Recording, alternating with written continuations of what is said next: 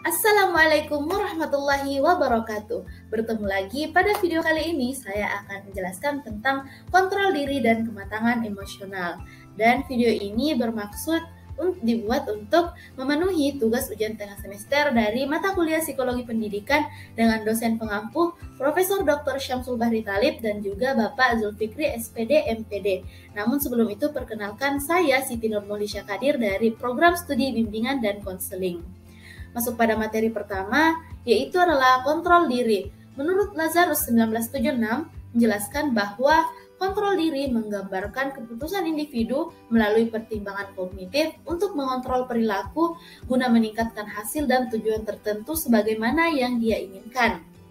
Adapun secara sederhana, menurut Gleitman 1999 mengatakan bahwa kontrol diri merujuk pada kemampuan seseorang untuk melakukan sesuatu yang ingin dia lakukan tanpa terhalangi oleh rintangan maupun kekuatan yang berasal dari diri individu.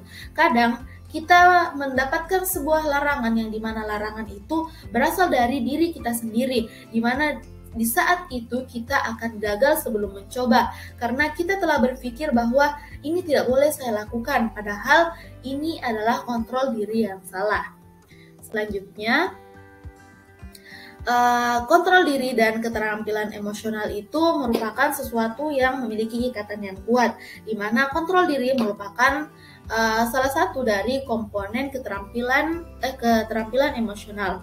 Selanjutnya, keterampilan emosional mencakup pengendalian diri, semangat, ketekunan, kemampuan memotivasi diri sendiri, bertahan menghadapi frustasi, sanggup mengendalikan dorongan hati dan emosi, tidak melebih-lebihkan kesenangan, mengatur suasana hati, menjaga agar stres tidak melumpuhkan kemampuan berpikir, membangun empati, berdoa, menyelesaikan konflik, serta keterampilan mengelola diri dan lingkungan sekitarnya.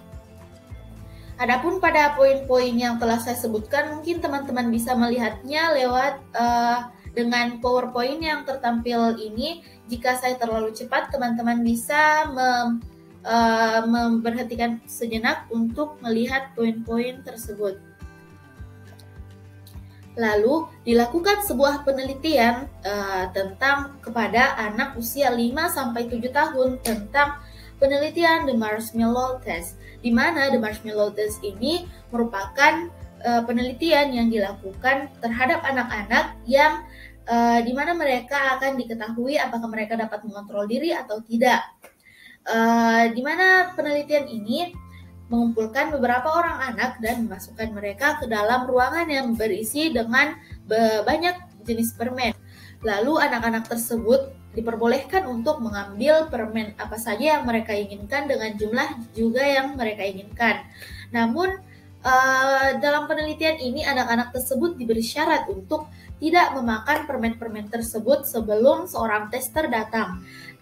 Setelah peneliti tersebut memberikan arahan kepada anak-anak tersebut, peneliti itu keluar dari ruangan.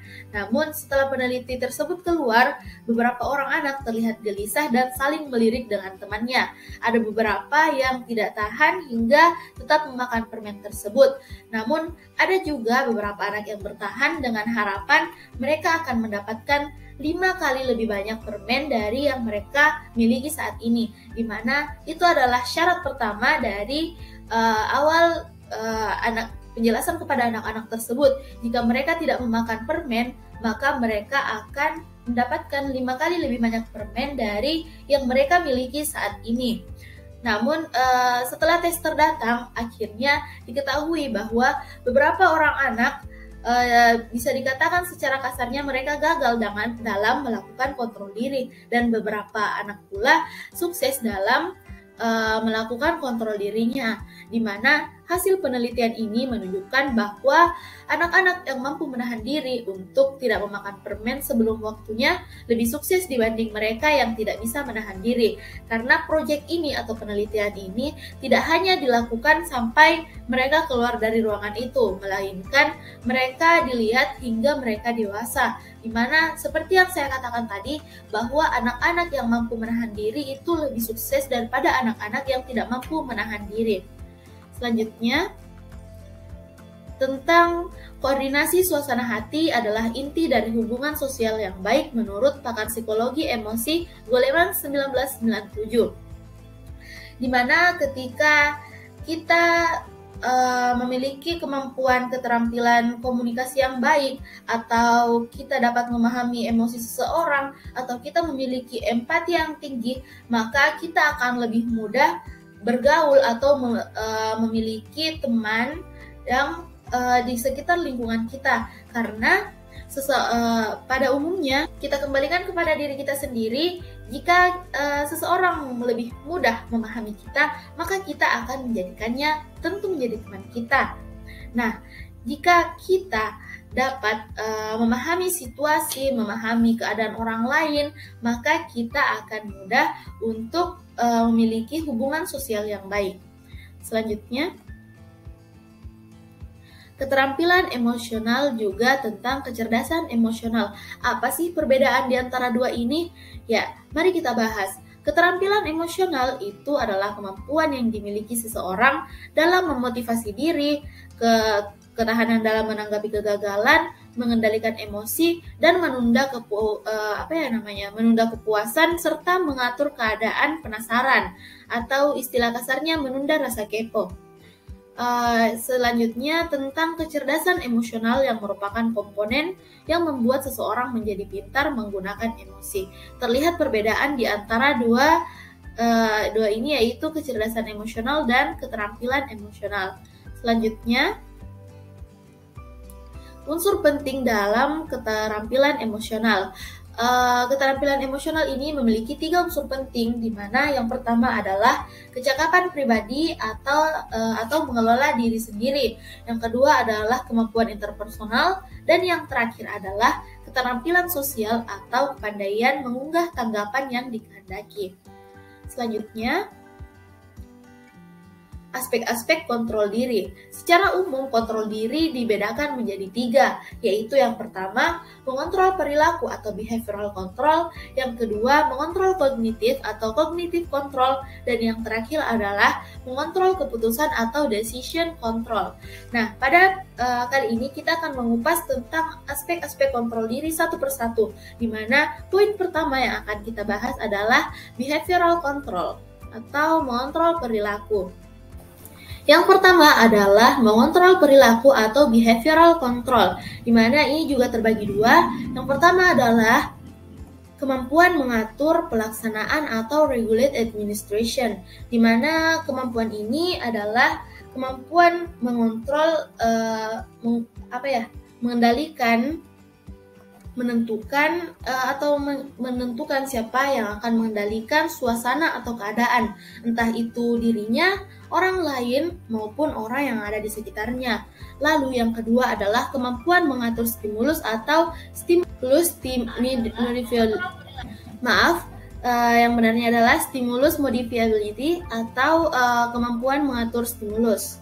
Ini adalah kemampuan untuk mengetahui kapan stimulus yang tidak kita ketahui akan kita alami. Cara menghadapi ini adalah yang pertama adalah menjauhi atau mencegah terjadinya stimulus. Yang kedua, menghentikan stimulus sebelum waktunya berakhir serta membatasi intensitasnya.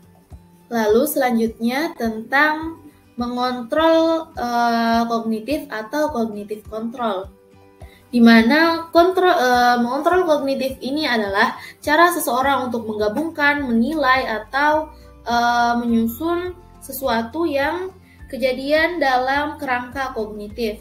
Ini bertujuan untuk meringankan tekanan dalam informasi yang tidak diinginkan. Adapun cognitive control ini terbagi menjadi 2, yaitu yang pertama adalah kemampuan untuk memperoleh informasi atau information again. Information again ini adalah kemampuan seseorang ketika dia mengetahui sesuatu dan dia mengetahui juga akibat dari sesuatu tersebut, maka dia terlebih dahulu akan melakukan pencegahan atau menghindari sesuatu atau hal yang akan merujuk pada masalah tersebut. Dan yang kedua adalah kemampuan melakukan penilaian atau appraisal, di mana kemampuan ini digunakan untuk menilai atau menafsirkan suatu keadaan secara subjektif, namun yang diperhatikan hanyalah hal-hal positif dari hal tersebut. Selanjutnya adalah yang ketiga, yaitu mengontrol keputusan atau decision control, di mana decision control ini mencakup kemampuan mengontrol perilaku, mengontrol stimulus, mengidentifikasi suatu peristiwa atau kejadian, kemampuan menafsirkan peristiwa atau kejadian, serta yang terakhir adalah kemampuan mengambil keputusan. Sepertinya tadi kita lihat dari poin C dengan poin D itu memiliki kesamaan, namun itu tetap berbeda. Jika teman-teman ingin melihatnya lebih jelas, teman-teman bisa memberhentikan dulu videonya untuk melihat poin-poin yang tertera pada PowerPoint berikut ini. Selanjutnya adalah cara mengembangkan kemampuan kontrol diri. Yang pertama adalah membuat atau memodifikasi lingkungan menjadi responsif. Yang kedua, memperbanyak informasi dan kemampuan untuk menyesuaikan diri dengan lingkungan. Yang ketiga adalah menggunakan cara yang lebih efektif, kebebasan memilih dalam pengutaraan lingkungan. Maksudnya adalah ketika seseorang merasa tidak aman atau merasa tidak nyaman dengan lingkungan yang ada di sekitarnya, dia bisa berpindah atau pergi dari tempat tersebut ke tempat yang membuatnya merasa nyaman dan sebagainya. Selanjutnya, tentang teknik-teknik untuk melatih disiplin dan menahan diri. Jika cara menjelaskan saya terlalu cepat, mungkin teman-teman bisa memberhentikan video sejenak. Baik, saya akan menyebutkan beberapa teknik, yaitu yang pertama, menuliskan kontrak antar diri sendiri. Ketika kita menuliskan kontrak dengan diri sendiri, mau tidak mau itu alam bawah sadar kita akan mematuhi aturan tersebut, karena kadang kita memang harus membuat aturan untuk diri kita sendiri. Yang kedua adalah membayangkan hal yang akan diperoleh jika berhasil menahan diri. Ketika seseorang memiliki tujuan atau impian akan sesuatu, maka dia akan lebih bersemangat dan lebih optimis untuk melakukan hal tersebut. Seperti ketika kita mengikuti sebuah lomba dan di lomba tersebut menyediakan hadiah. Misal juara 1 mendapatkan uang 7 juta, juara 2 5 juta, dan juara 3 itu 3 juta. Pasti kita akan semakin semangat dan membayangkan hal-hal indah apa yang akan kita gapai jika kita menang dalam lomba tersebut. Selanjutnya adalah berkarya dalam pekerjaan yang kita tekuni. Ketika kita melakukan sesuatu atau melakukan pekerjaan karena keinginan kita, itu hasilnya akan berbeda ketika kita hanya melakukan tugas kita atau hanya sekadar formalitas melakukan pekerjaan yang kita lakukan. Kita mungkin contohnya sering kita dapatkan di kehidupan sehari-hari kita. Dan yang terakhir adalah mengendalikan pikiran. Di mana mengendalikan pikiran ini adalah milik kita sendiri, karena pikiran ini adalah milik kita. Ketika kita memiliki mindset yang buruk, maka hidup kita akan mengarah kepada sesuatu yang buruk tersebut. Jika kita berpikir tentang hal positif, maka hidup kita akan berbelok pada kehidupan yang positif pula. Seperti yang Allah Subhanahu wa Ta'ala katakan, bahwa Allah itu sesuai dengan prasangka hambanya. Karena mindset atau pikiran ini akan mempengaruhi alam bawah sadar kita, di mana alam bawah sadar kita akan membawa kita kepada jalan yang kita pikirkan. Seperti mungkin kita pada awalnya itu tahu, tapi kita tidak, di lubuk hati kita itu tidak mau, maka kita tidak akan tahu apa yang barusan kita baca. Baik, terima kasih telah menyimak video saya. Thank you for your attention. See you in the next video. Wassalamualaikum warahmatullahi wabarakatuh. Namun sebelumnya saya minta maaf jika ada suara-suara sumbang yang ikut dalam video ini, karena ini video dibuat di tengah-tengah lingkungan masyarakat. Terima kasih.